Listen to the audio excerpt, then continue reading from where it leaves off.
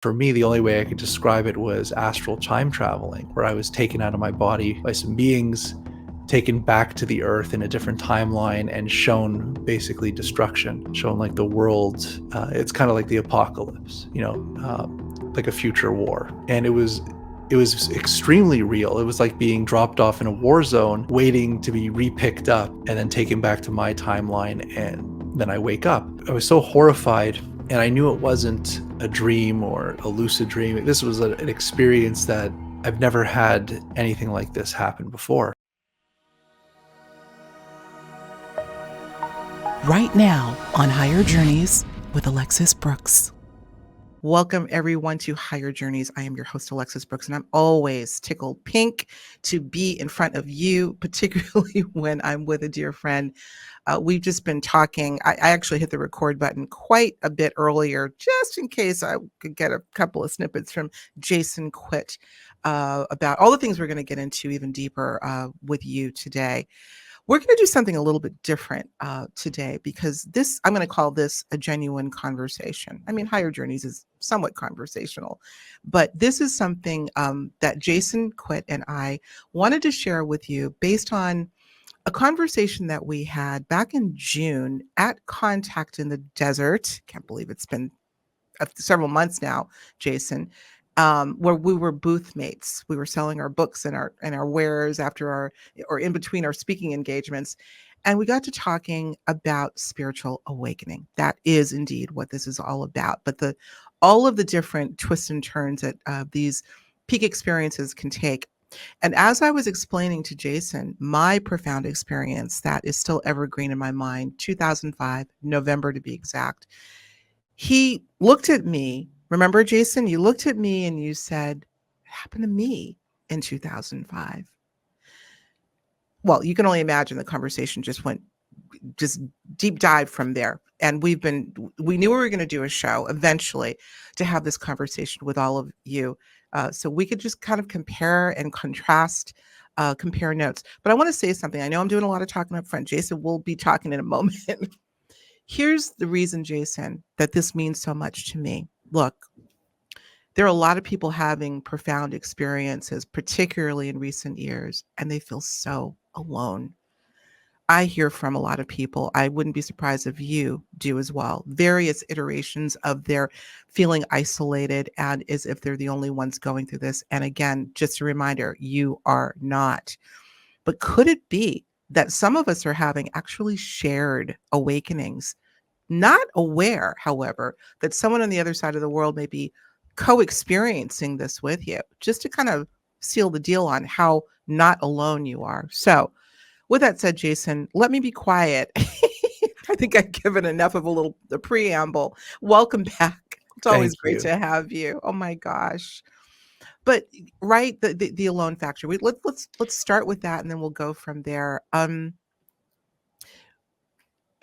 No two experiences are exactly alike. We know that, but there are common themes. But the bottom line is, because we still have so many people that are, not having them, and the people that are having them are still trying to balance and integrate their normal with their super normal.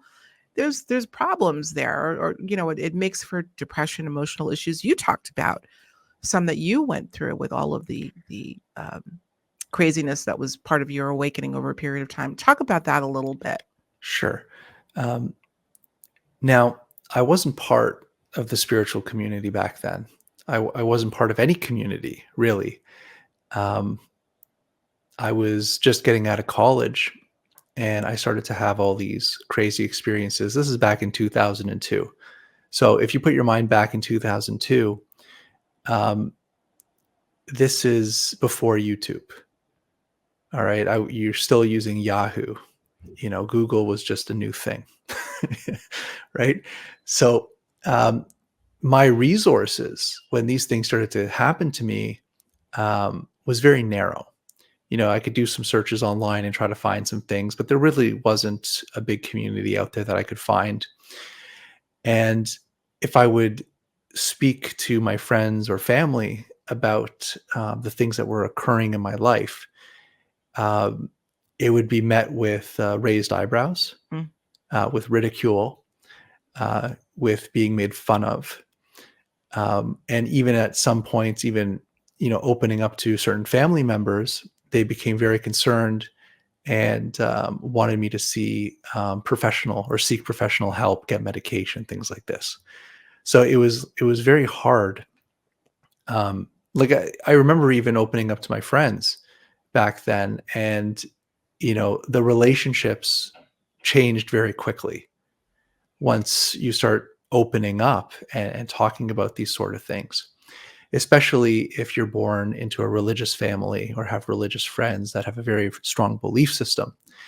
So um, I'll never forget this. Um, in 2002, when I had one of the craziest, is one of the first out of body experiences where, for me, the only way I could describe it was astral time traveling, where I was taken out of my body by some beings, taken back to the earth in a different timeline, and shown basically destruction, shown like the world. It's kind of like the apocalypse, like a future war. And this is in 2002, and it was extremely real. It was like being dropped off in a war zone and waiting to be repicked up and then taken back to my timeline, and then I wake up, and I was so horrified, and I knew it wasn't a dream or a lucid dream. This was an experience that I've never had anything like this happen before. And I remember a friend of mine from college, um, she was going to come visit me at my office. I was working at a recording studio back then. And she came to see me, and I was just, the only thing I could think of was what just happened to me. It was that profound. And when she saw me, she could tell that there was something extremely off about me, something very wrong. And when I started to relay what had happened to me, um, I think she left, and I don't think I spoke to her ever since. Really? Yeah. And so this is a long time ago. So, and I understand that, how crazy those words must have been, to someone who has no involvement or no understanding of what could that be. So once I started to speak openly about it, I learned very quickly maybe I shouldn't talk about these things, because either my parents are going to put me into um, or send me to a psychologist or psychiatrist, or get on medication, or say it's a mental illness. And for me, it's like I was very grounded. I knew what was happening to me was very strange, but I knew that it was something different than people would describe. And I kind of kept these things kind of bottled up in me, and it really changed my life. So as these experiences started to happen to me, and we'll call it, the awakening experiences, um, I had to quit my job. So I left the recording studio. I actually went back to school for energy medicine. I went and sought shamans, learned traditional healing methods. Um, and that was kind of my path. And I only kind of opened up to people that I felt like I could trust, because they also have those same experiences. That's right. And the most amazing thing that I found is a community back then. Um, this is kind of like before everybody was on their phones and, the internet.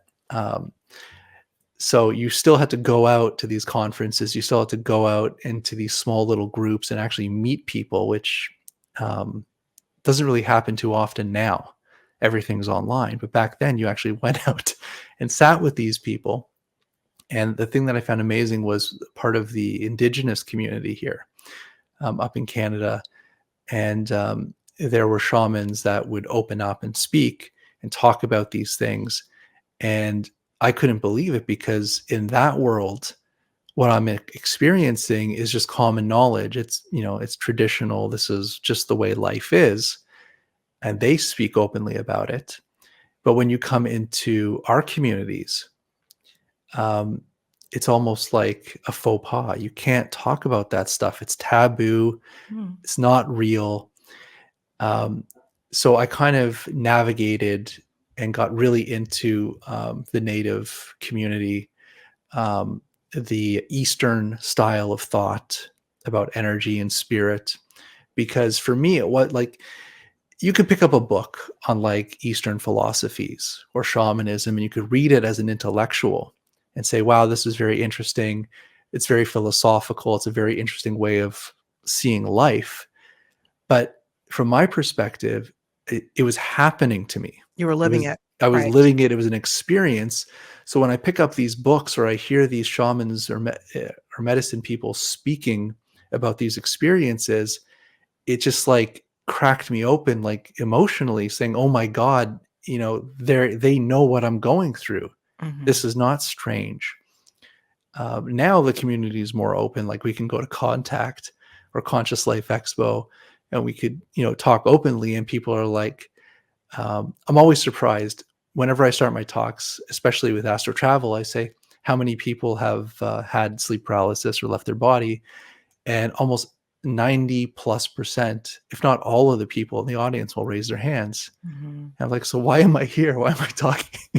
If everybody's doing this, why are people? Well, it's because of the perspective that you bring. If I can just interject, Jason, you have such a mature, um, and inquisitive mind as to going beneath the surface, if you will, of what these things are. I mean, I think a lot of people, though they're having these experiences, they may just due to access, maybe, or they just decided not to dig that deep, will find more of the I would just say sort of homogenize, if there is such a thing, definition of what these things mean, where you really, I mean, you studied with shamans and really, really delved into these things. So that's very admirable of you. And there was something for them to learn and still is. So continue. Yes. So for me, um, there is a stigma about it, and when I ask the audience, I want everybody in that audience who raises their hand to look around and see that everybody around them is doing the same, so they don't feel alone. Right. And it, when I speak about my story and my experience, um, it comes from a place of fear. All right, because it was terrifying to me at first. To have a physical experience or a spiritual experience. For me, it wasn't. I always say unicorns and rainbows. It wasn't unicorns and rainbows. I wasn't like met by these incredible beings that told me the truth of creation, and you wake up like, oh my God, this is amazing. These are very difficult experiences. This is dealing with um, the world of spirit, the world of entities, the world of dealing with your things, Mhm. you know. So it is a very profound but very personal level of awakening, where you're faced with yourself, you're faced with who you are, what you carry, your wounds, your suffering, now or in the past. And this is where that concept of past life comes from, or karma, or anything like this, is because it comes from a place of, as you carry these things, they hold you down. And this is also a shamanic perspective.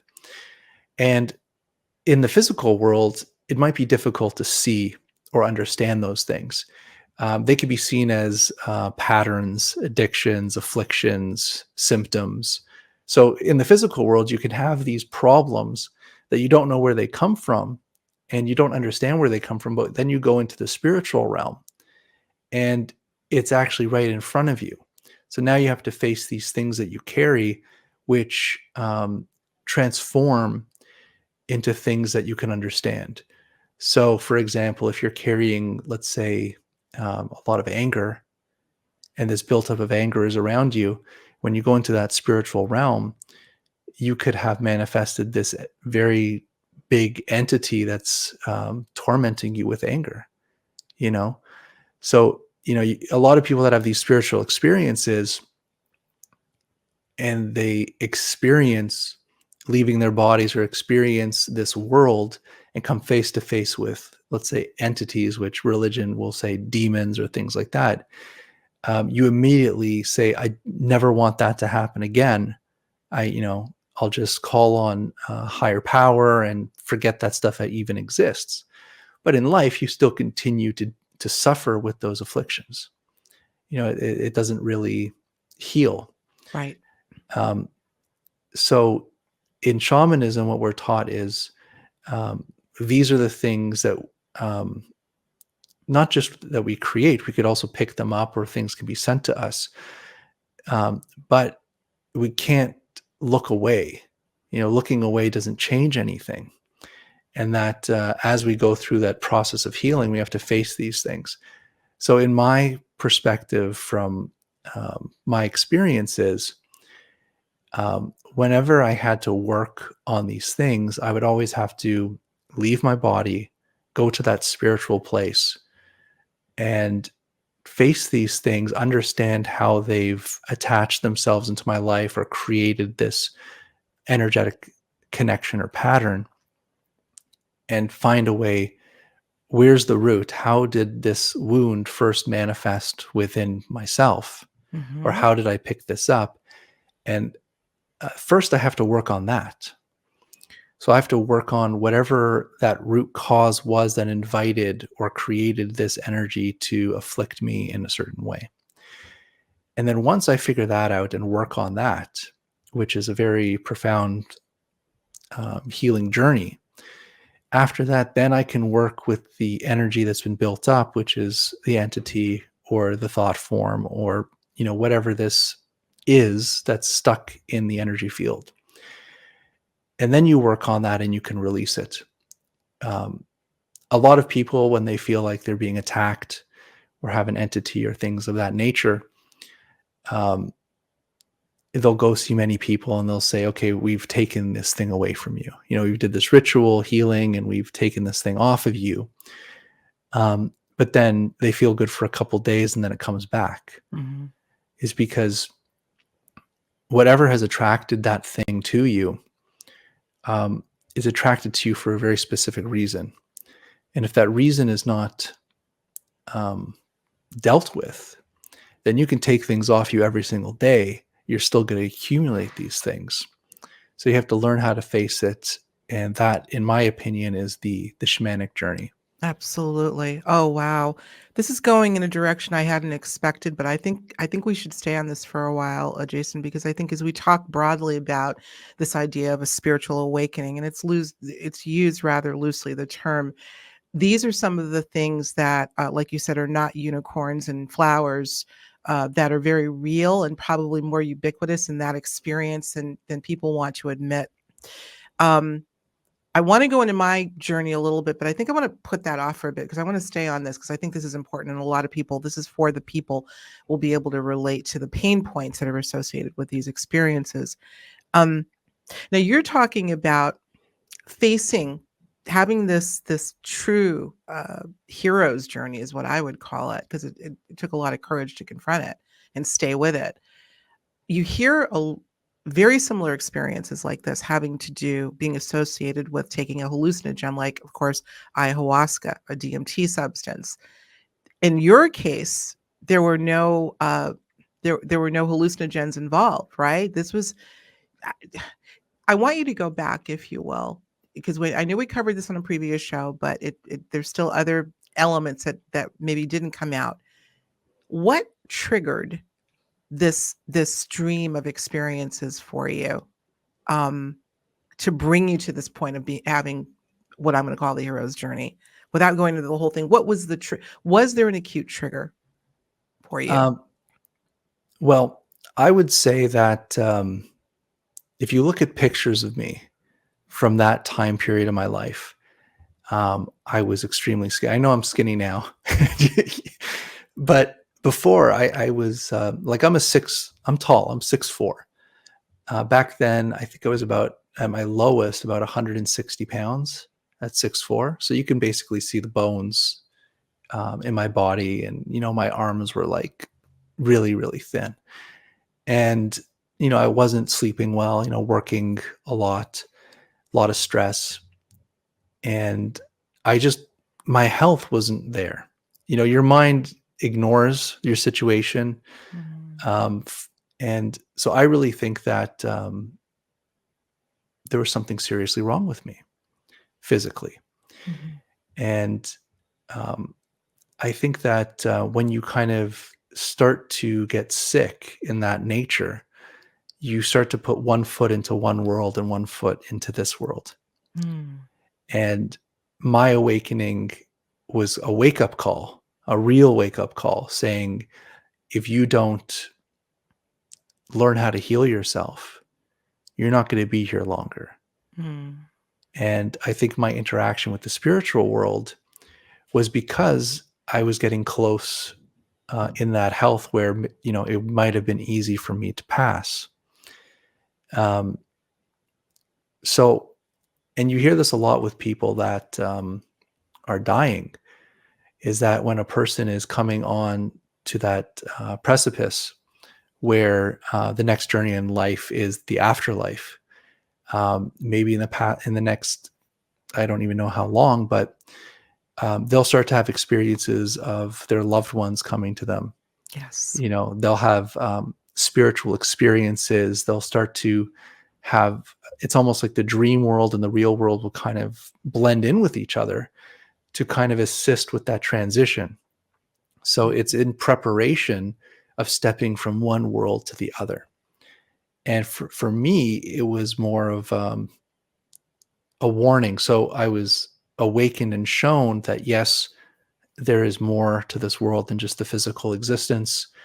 Um, that there is a spiritual world. You will live beyond the physical, but it's not your time, and you need to heal yourself. You need to learn about all these things, which I was guided on doing.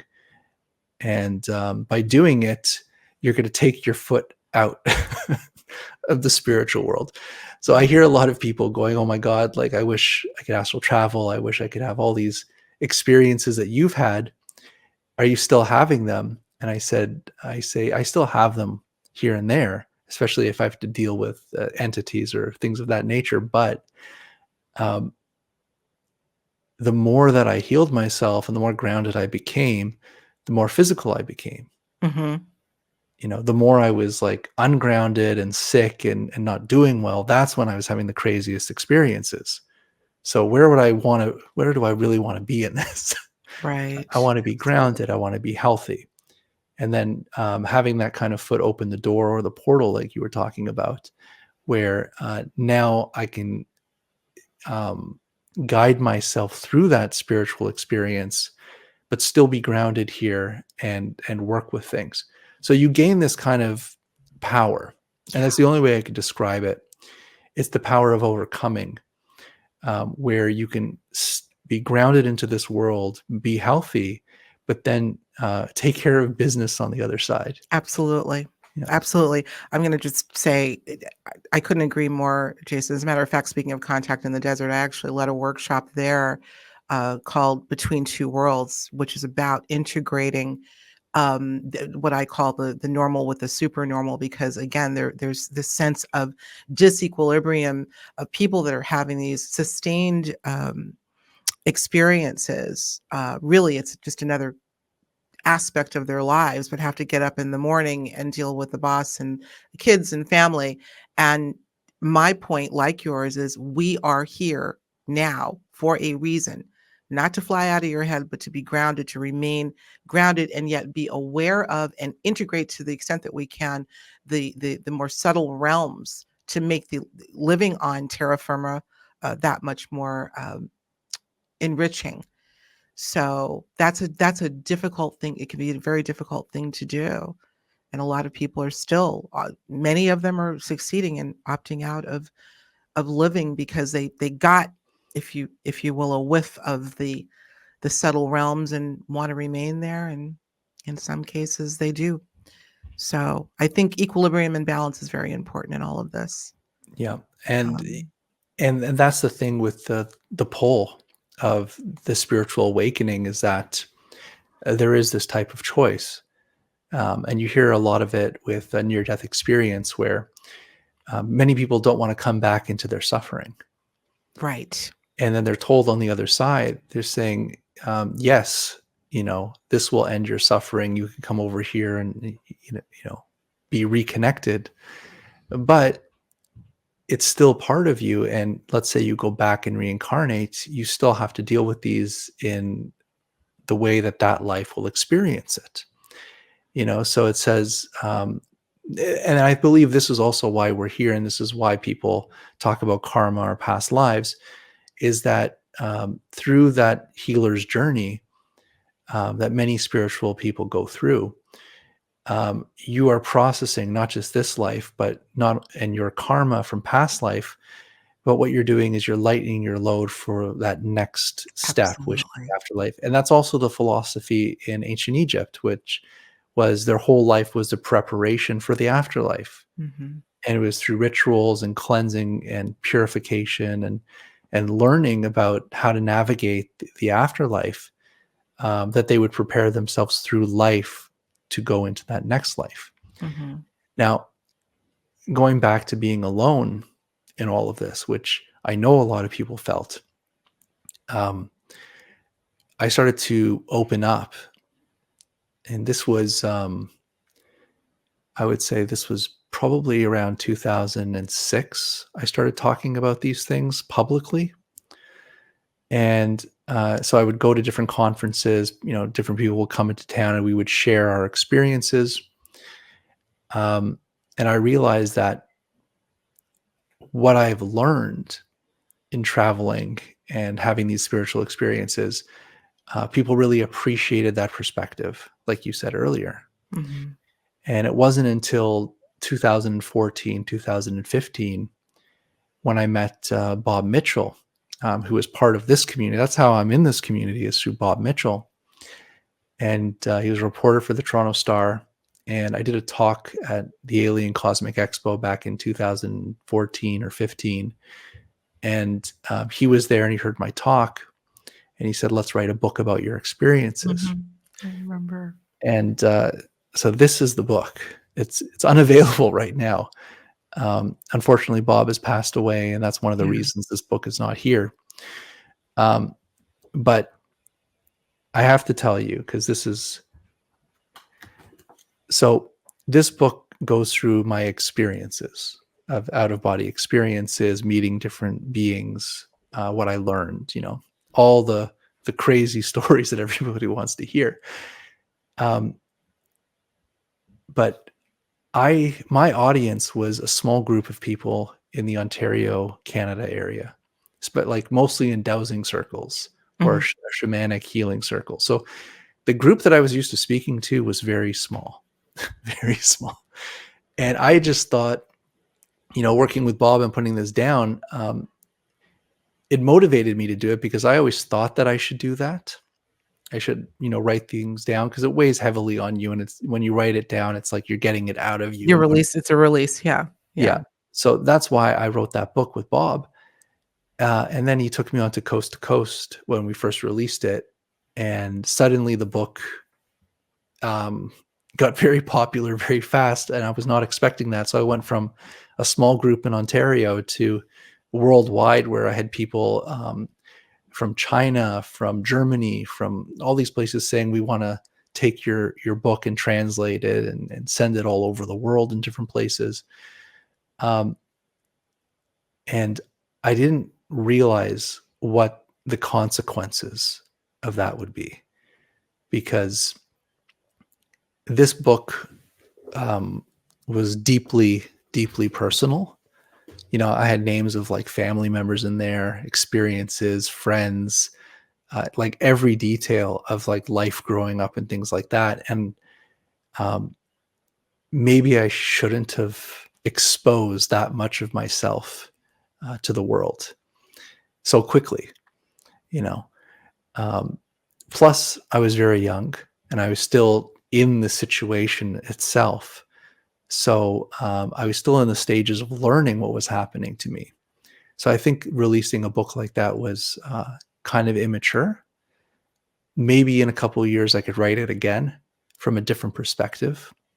Mhm. But um, the biggest part of what I'm trying to say about this book and why I wrote it, um, I was getting emails consistently almost every day from people from all over the world saying, I can't believe that happened to you, because the exact same experience happened to me. And I've never told a soul about it. And I've kept it in my whole life. And hearing you talk about it, I just can't believe it. Mhm.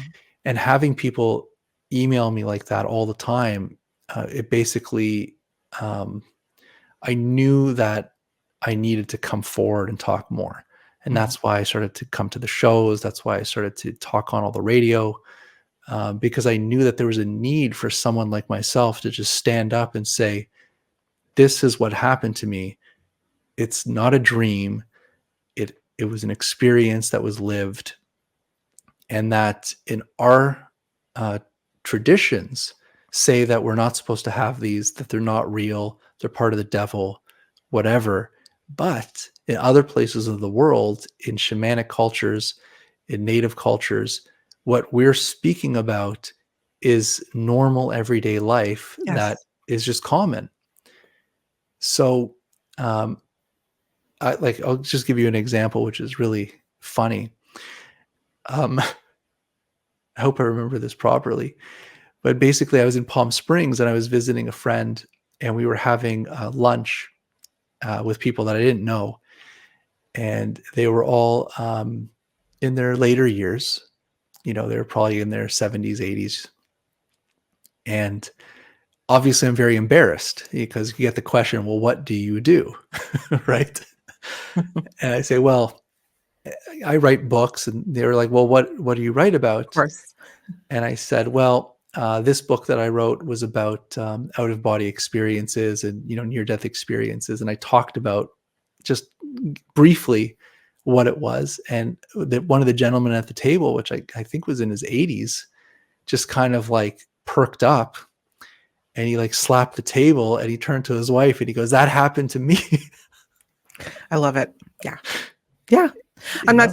I'm not surprised. Look, Yeah. so I will say to you, and this is a neat part of the conversation too, Jason, because a lot of individuals that I talk with are spending more time telling me about the scoffing and the bullying and the name calling and the dismissing when they decide to confide in uh, other individuals. Whereas I will tell you, with me, and this isn't just about my awakening, but rather the things that I'm interested in, and of course, the things that we both do professionally now. And I love interacting with people in a normal community, and invariably they'll ask, "What do you do?" And I've had to get the elevator pitch down a little bit better because you don't want to just go too deep too quick where they're like, "Oh," but more times than not, I have people that say to me, "Oh my God, I'm so glad to meet you. Can I tell you about something that happened to me?" And so it leads me to this idea, and I've said this before, that we're dealing with an elephant in the room, that being a whole range of transformative experiences. And I would dare say these sorts of experiences are transformative if you choose them to be.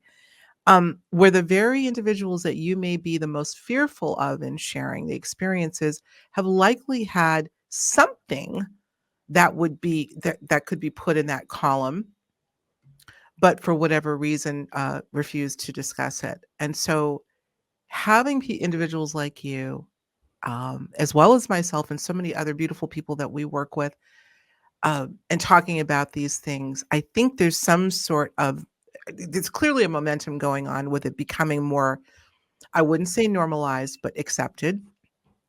And I think that there are more people, even if they're not consciously listening to us, are being intuitively prompted to want to learn more about these sorts of things, and will find themselves bumping into shows like this and hearing talks like yours.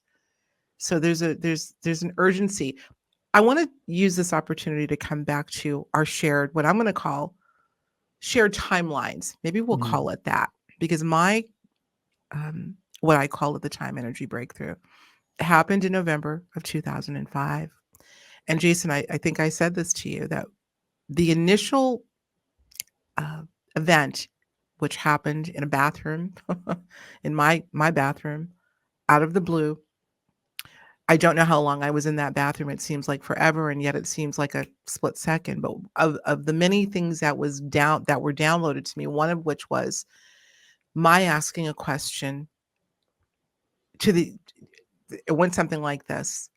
After this stream of consciousness shared with me all of the things that I would be involved with, I said back, maybe telepathically, "You mean just me?" Because I was a bit paranoid about it. It was coming in so quickly and so much information. "You mean just me?" And that consciousness said back to me, "No, there will be others." And at that point, no, there will be others. At that point, Jason, I got what I would call a barrage of images, of faces that I always point this way because it seemed like they were pouring into my head and I was seeing them in quick succession. I knew who none of them were, but I got a sense that these were the other individuals that would be a part of this walk. Shortly after that, and I can't remember was it whether because this was a sustained experience for me. It lasted upwards of 3 months, a little over 3 months actually. I was determined that other people were going through a similar experience at the same time that I was. I mean, I was obsessed with it to the point where, again, I suppose it was Google at the time, right? 2005 or whatever it was, whatever search engine we were using. I couldn't find much of anything, but I was determined. I was even asking friends, a couple of friends, "You feeling a little different lately?" Because I was just convinced. So when you and I sat down just this past summer, spring, and you told me about, of course, yours is a range, over since 2002. Um, I wondered if you were one of those faces, you know, that w- let's talk about that period of time, Sure. 2005, astronomically, because we talked about this off air. I'm anxious to get your thoughts because that was another thing that I found myself searching. Is there some sort of an astronomical or celestial event that could be triggering my experience? And I was convinced many others. And so I found a few things that were happening around that time. Nothing major. There was higher than average solar activity, even though it was in a solar minimum. There was some unexpected geomagnetic activity during that time. Um, there was the Enceladus geysers that were active, water geysers that were going on around that time. There was a Uranus blocked a faint star and a Leonid meteor shower. So there were some things that were going on, but I thought I also saw that there was a discovery of a new black hole all Hmm. during this time. What I are your thoughts on that? Am I just grasping at straws, or could there have been some sort of cosmological energy pulse that was hitting us around that time to I trigger? really believe that there is a connection to where we are in relation to the stars or where the planets are. Mhm. I think it's almost like a cosmic clock that activates certain individuals. And I remember years later, and I'm trying to remember it because I was reading like one of these 2012 books, and they were talking, I think, about around that there was this big shift around 2005, where I wish I can go back to these books Mhm. and find this, but I remember them speaking about that one of these first shifts into 2012 would happen around 2005. Hmm. And I found that very interesting. I'm gonna have to pull up this book or try to figure out what it was talking about again. It's been too long. But what happened to me, and remember, we started this conversation off with people feel lonely. Mhm. And I tell you, I was very depressed. I was very alone because I had to keep everything within myself. And maybe some viewers remember in 2003, there was a movie that came out called X-Men. All right, X-Men 2, I believe it was. And there is this part with Xavier, Professor Xavier. He goes into this thing called Cerebro, and he puts his helmet on, and he can now call up and see all the mutants around the world. So he can see them, all of them. And this is what prompted this conversation of this remembering sitting with you. Is that around 2005, I get woken up in the middle of the night, just like my usual experiences. And this one was very different. Um, in my bedroom, hovering to the left side of my bed where the window is, it was almost like this 3D holographic Earth, and it was very bright, and it was blue, and it was probably about this big, and it was just kind of rotating around in my bedroom, and there was light on my walls. It was very bright in my room, and I have this telepathic voice in my head, basically like you were talking about, saying that I wasn't alone, and there's many others around the planet just like us or just Mhm. like me. And they Mhm. started to show me all these lights pinging all around this 3D globe that was in my bedroom, of all these different lights, thousands of them all around the planet. And some lights were very faint, some lights were very bright, and it was showing you like the different processes of awakening. And I, like you, I started to get these flashes of all Mhm. these individuals. So this is when I stopped you at Contact in the Desert, Right. and I said, "Oh my God, I got a very similar message in my way. In your way. Yeah. That's the way that I would experience it." Right. And so at that point, it was almost like a reassurance that I'm not alone, Mhm. that Mhm. there's other people like this, and there's people that are much further along in this awakening than I am. And as you grow, your light grows.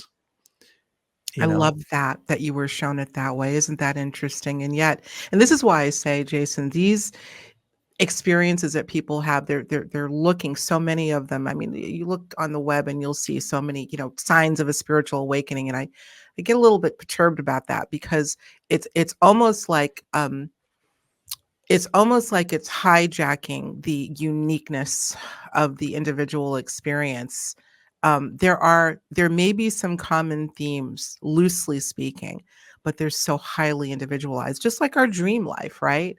Our dreams are custom designed to get our attention. Whatever is driving the dream knows exactly what we need to see, feel, and experience. And I think it's the same with the spiritual awakening, where with me, you got, I love it, a holographic globe in your bedroom, where with me, it was a visual in my head. And I always go like this because it's almost like the faces were popping in from here, in, just so quick I couldn't even count them. And I remember sitting in the bathroom just kind of observing, going, I don't know any of these people. I think I remembered one or two people that the faces that looked somewhat familiar. Um, And, I want to comment a little bit on the idea of being alone. Now, my experience in how I looked at all of what was happening to me was a little bit different.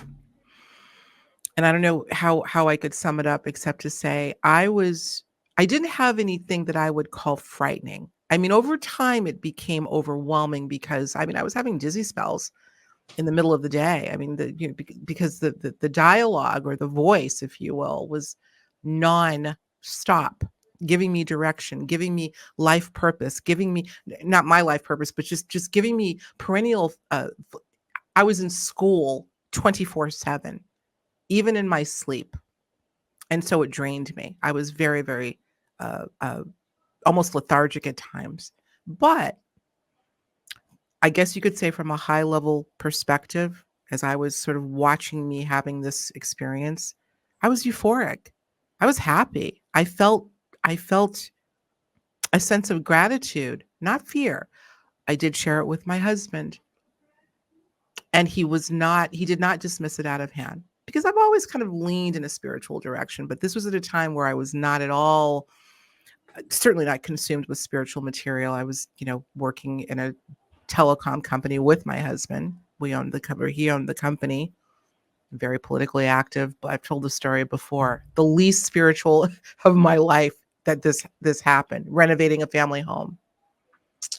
So I definitely had a foot in both worlds. But what I was able to do was to compare and contrast the relationships that I had already developed in the what we'll call the normal world and observe how the interactions were shifting because it seemed as if individuals were picking up on the fact that something had happened to me. I don't think they would ever think to call it an awakening because they're just not dialed into that sort of thing. But they were treating me differently. They were treating me wonderfully, most of them. I can talk a little bit about a couple of people that I thought were good people that I think I was emanating some sort of a field where they were picking up on and reacting to me in a different way, even though consciously they didn't know consciously what had happened to me. So my experience was different again in that my interactions were pleasant. I didn't really talk. The only people that I did talk to about it were my husband, like every day. Bless his heart that he was able to withstand that. And I'll comment on that as well about something that I think he went through. And my dear friend, my best friend. I don't know that there was anyone else. And they accepted it and they honored it. And for the others, I kept it to myself. I had no inclination really to talk about it, but I did notice a shift in demeanor, their demeanor toward me. So it was a bit of a different experience for me. But in terms of the stress or emotional factor, that came from just I felt like I was in consciousness boot camp. Just came up with that. I felt like I was in consciousness boot camp, and it was draining over time. So. And another thing that just came to my mind as well is when I go back to those days as like a young man, for example, men usually don't open up like that. Right. So I remember going to like different workshops or community events, and I'd be in a room with where it's maybe like 5 to 10% guys, and it's mostly women who are opening and discussing these things. So obviously you kind of feel like the odd man out, Right. Absolutely. No, I get that. But I have another interesting perspective, and this comes from like the shamanic point of view with people's reaction to you, and especially your family and people that are close to you that are not into this stuff. We are very much entwined energetically with the people closest to us, especially our parents, our brothers and sisters, our family, our close friends.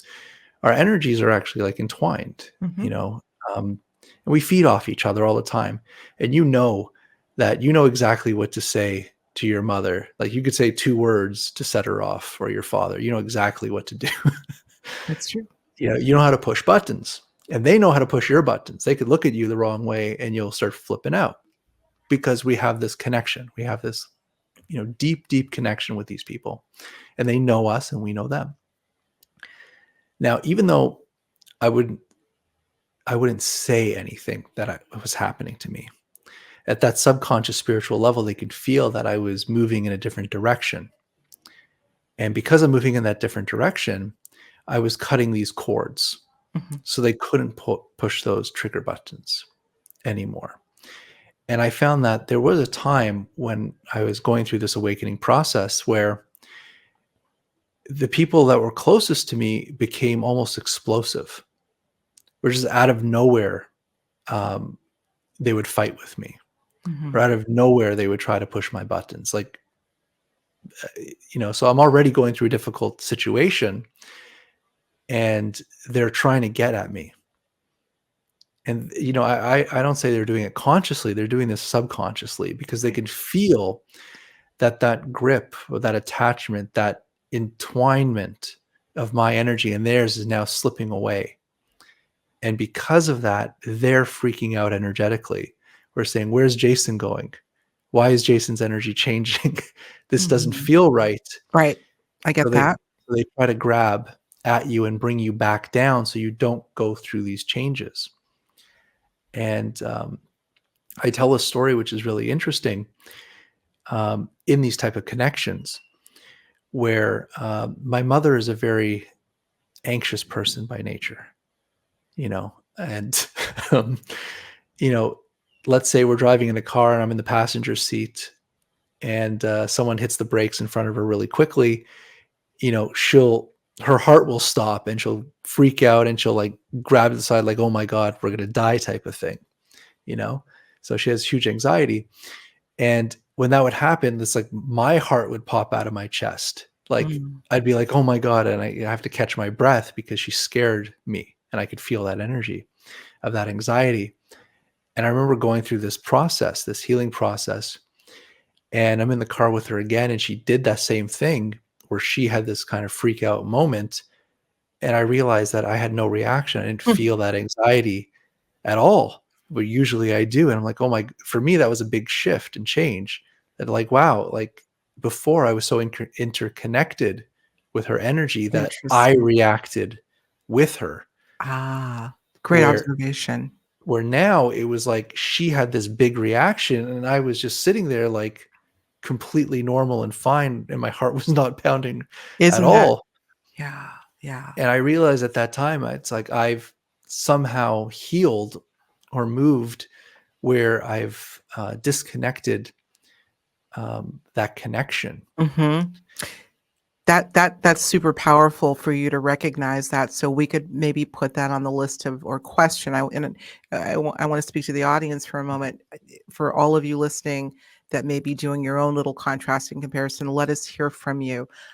We'd love to know some of the things, to the extent that you'd like to share, of course, that you may have gone through in your awakening, or little, not so little things like Jason just explained that changed for you. So if I could sort of distill what you said, Jason, you're talking about, and I agree that we are entangled, energetically entangled with the people that we're closest to. I mean, it's just like two, roommates in college, women in college that will bleed together. They'll have their menses together. It's very similar.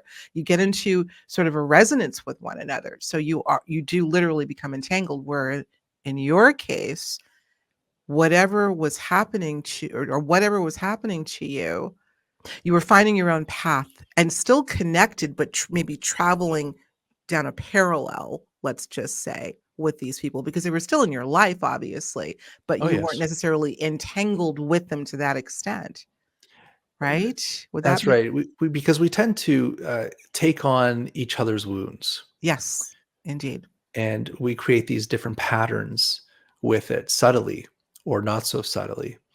And, we can see this pass from parent to child and onward. Um, but the whole point is we're an individual. And from a different perspective, when we're born into this world, we take on the energy fields of our parents. And we need that kind of energy field like a blanket Mhm. to experience the world so that we're brought up with experience already. So we're basically in the energetic fields of our parents. And most people don't get out of that. Right. So they just take on the patterns and energy that their parents pass on to them.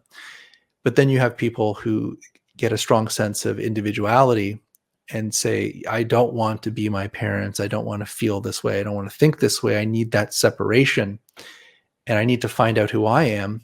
And they go through this kind of spiritual path and then they discover their own energy, their Uh-huh. own personality, their own individualism. And then they nurture and grow that into a person. Um, and I believe that's what was happening to me. It was kind of like leaving the cocoon Mhm. and stepping out and saying, okay, I'm responsible for my own energy. I don't need to carry the energies of my parents anymore. Right. Their energy is not me, and I'm taking on their anxieties, their fears, their thoughts. And once I realized that that was not me, it was a projection onto me from my Mhm. parents, that I started to heal and to separate. Mhm. Um, and this is also something extremely important when it comes to um, the awakening process from the shamanic perspective, which I teach about, or I used to teach about a lot, is you need to learn what is your energy and what is not your energy. That's right. No question. And that can be, there's a very, very thin line of distinction there, but it can be identified. It's more of a felt experience than certainly an intellectual pursuit. Agreed. Yeah. Because, growing up or when you're unconscious of this type of area, you go through life thinking that everything that you experience, everything you feel, every thought that comes into your mind is uniquely yours. Right. And then you take it upon yourself as like, if you feel depressed, if you have these thoughts coming, if you have these issues, um, you don't stop and think, did I pick this up from somewhere else? Where did I get this energy from? Mhm, mhm. And sometimes you've taken on something that you really shouldn't have taken on in the first place. No question. And I And would then, say I'm sorry, oh, go ahead. and then you're manifesting it in your life, and then then you own it. Okay, now it's yours, Mhm. and you're out into the world saying, "This is my problem. This is my thing." Um, when I first started to go through the awakening process, um, you start to have feelings. Like the way I describe it is, I'm numb all my life. It's kind of like you're drugged, and then suddenly you start to have all these emotions and feelings.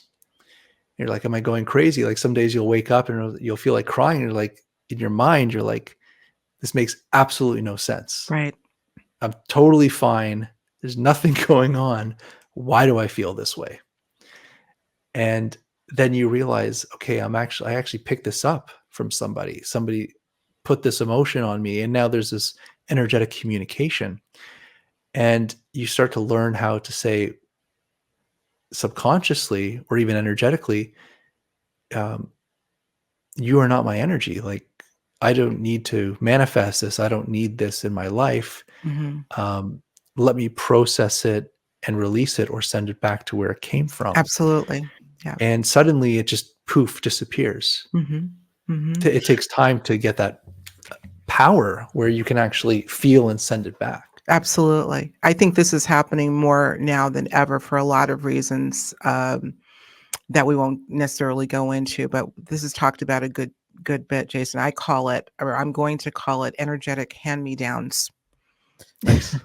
where we're taking on the energy of something else that, wherever it's emanating from may not even realize that it's handing it down to someone else, but it's happening nonetheless. I think that there are a lot of, some of the sustenance, let's say, that we're taking in, some of the things that we're putting in our body may be exacerbating that, not to mention all the sort of cosmological influences that are happening right now. We're being bombarded with so much stuff that the mix up of where the thoughts, the whatever we're doing or how we're feeling is coming from, it's getting harder and harder to determine where it's coming from. Some argue that none of the thoughts that we have are our own. So it can become more challenging because we're living in a more of an energetically crowded space, I think. But just like you were so wisely able to identify that little but very impactful shift with your not reacting to your mother and her anxiety by mimicking that jolt is the same type of uh, thoughtful application we'd have to use in deciding what thoughts are our own and what emotions are our own as well. Same type of thing, the same type of thing. But I think it does start with whenever you're feeling something that's alien to you or you don't know where it came from. It happens to me, and particularly those that are known as empaths or sensitives. We tend to be more apt to have these kind of experiences. Ask the question out loud. Where is this coming from? I tell people, put your hand on your heart because a heart has its own measure of intelligence and can discern in areas that the left brain certainly can't. And ask my heart, where is this coming from? My heart says, spit it right out, wherever it's coming from. You'd be surprised some of the things that would come through.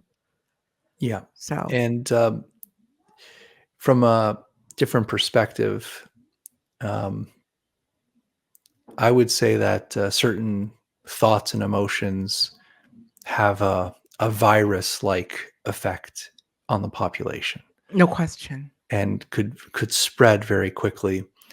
And and sometimes you can see it and you can pick it up. Um, and this has happened many times in my life where I've come face to face with an entity of mental health. All right. So I would get um, let's say like a very strange thought that's just, out there. Mm-hmm. And I'm like, okay, this is crazy. Like, why would I receive that? Why would I think that? And then let's say that night I leave my body and next to my bed is an entity that's just absolutely demented, Mm-hmm. just a Mm-hmm. demented entity. Hmm. And I'm thinking like, this is, if, if I believed that those demented thoughts were mine, then I would bring that entity closer to me to manipulate my thoughts, you know? And, this is kind of getting out there. I don't know how far I can take this with your audience, but there are, let's call them entities or phantoms of thought forms that are very strong that could latch on to people and over time change that person Yeah. to that entity, and could be very bad. So there is this type of parasitic, Mm-hmm. virus-like nature of these thought forms Right. that can latch on. And this is where we need to learn about spiritual health, where it's we pick up these things, and this is why like we get all these like fun little things, clean our auras, clear our minds, hold crystals. We got to like cleanse our frequency and get back to and get Got it. back to our frequency, Absolutely. um, Yeah. and be grounded so that these other things that exist, because we live in a culture of mental illness, like we really do, um, that we need to cleanse ourselves and be strong. Mm-hmm. And once we learn, and this is why it's so important to say, what is mine, what is my energy, and what is not my energy. Mm-hmm. And so when this stuff hits you, you're like, no, I'm not accepting that. And then Right. I would work in that spiritual world or that spiritual realm to confront whatever that illness is coming up as a thought form or an entity, and disconnecting it from my energy, and hopefully disconnecting it permanently from this earth so it doesn't affect others. That's right. And there needs to be that measure of responsibility, knowing that it's because we are all entangled. Um, if we're not endeavoring to release it from the planet, it will attach to someone else and invariably will still ultimately be attached to it, right? So listen, I think this is a great point to kind of, I'm looking at the clock. We're actually a little over. So guess what we're going to do, guys? We're going to go to the after show and continue this conversation. Jason, you and I had talked briefly about this idea of portals. It's been kind of in the social media news lately, and I don't know what's going on. More portals showing up on the planet. Could there be entities coming through? So I think this would be a great aspect to fold into the conversation. So that's what we're going to do. We're going to stop it right here. We're going to keep the recorder going. We're going to go next door. Jason, anything you want to tell the audience about what's going on right here, right now on your website before we go next door? I don't know how many of your audience members are in Calgary, Alberta, Mm, but I'm going to make a surprise event in Calgary. I believe it's going to be on the 6th of October. So coming up soon, I'll do great. a surprise talk in Calgary. That's a So hopefully, surprise. Well, it's not a yeah, surprise anymore. not anymore. So you're the first person to know. I'll get the website in up quickly, hopefully. But Okay. for people that don't know my work, my latest book is Gates of the Anunnaki, which talk about sacred geometry and numbers, and also Astral Genesis, which is somewhere here, and the We'll make sure Egyptian to have the postures of cover. power. Yeah. Yes. So I do have many books, and when we talk about the spiritual experiences, it's the Egyptian postures of power book that kind of goes into that whole spiritual philosophy that we've been talking about here today. It's beautiful. Oh, there's so much to learn. Listen, keep me informed, keep us informed about this surprise visit so I can let my audience know. I know we've got some folks in your neck of the woods. And even if not, take a little trip. You got a little bit of time. So let's see. That's great. Great stuff. All right, Jason, my man. Listen, always good to chat with you. We will continue. We're going to go a bit deeper because we really started going down a bit of a rabbit hole with the thought forms, and I know there are a lot of people interested in that. So join us over on Patreon, talking about. I want to just say this about our community over on Patreon, and community in general, particularly when it comes to individuals looking to be able to have conversations with folks who understand. This is, Jason, the number one reason why I do a membership like Patreon, because it is just so utterly important that we have someone to bounce our thoughts off of, our ideas, consciously, not just hand-me-downs, but to be reminded every day that we're not alone in this journey, even though the features may look a little bit different for each individual. There are people that want to hear your story, and there are people that want to share theirs. So that's the number one reason why I created Patreon, not just for the after shows. We got plenty of those, but we're actually planning on doing an actual meetup, physical meetup here in South Carolina coming up. So we do other fun things. You know, I have given away tickets to events like Contact in the Desert. So it's just a great opportunity. At every turn, I try to encourage community and physical meetups. You got to do it. I mean, our virtual world has become it's somewhat overtaking, and I think it's a good thing. But the physical press and flesh, as they say, having dinner with people like Jason and Nick Pope, and I'll remember that was so much fun.